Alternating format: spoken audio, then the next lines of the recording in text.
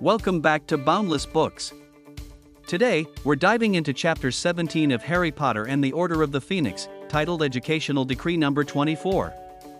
This chapter marks the Ministry of Magic's increasingly oppressive control over Hogwarts, setting the stage for student rebellion. Let's explore how a single decree sparks a movement and paves the way for what becomes Dumbledore's army.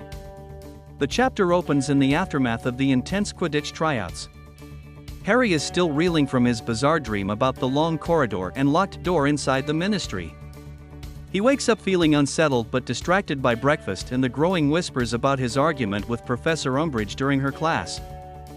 However, the real tension begins when a new notice appears on the Hogwarts notice boards. Educational Decree Number 24, issued by the Ministry, officially bans all student groups, organizations, and clubs not approved by the High Inquisitor, Dolores Umbridge herself. This includes Quidditch teams and unofficial gatherings. It's a direct reaction to the students meeting at the Hog's Head to discuss forming a secret defense against the Dark Arts group. Students are furious, especially Angelina Johnson, who is distraught over Gryffindor's Quidditch practices being suspended pending Umbridge's personal approval. Hermione correctly guesses that someone must have informed Umbridge about their meeting. Suspicion briefly falls on Zacharias Smith, but Hermione reasons that Mundungus Fletcher, seen at the Hog's Head, likely informed the Order, who then alerted Dumbledore.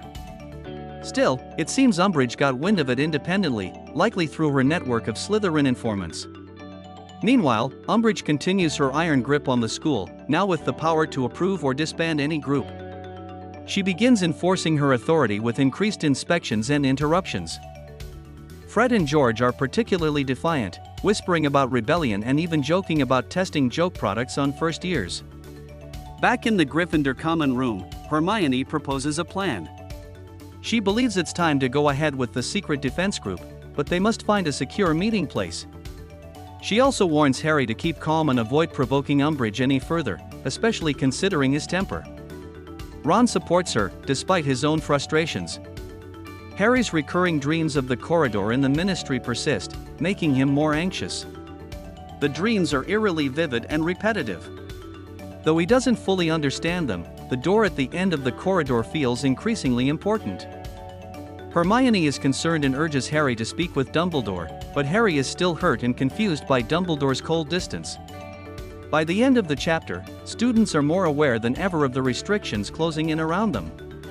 Yet, instead of being discouraged, the decree fuels the very rebellion it tries to suppress. The idea of a secret student-led defense group is now more urgent and more dangerous than ever.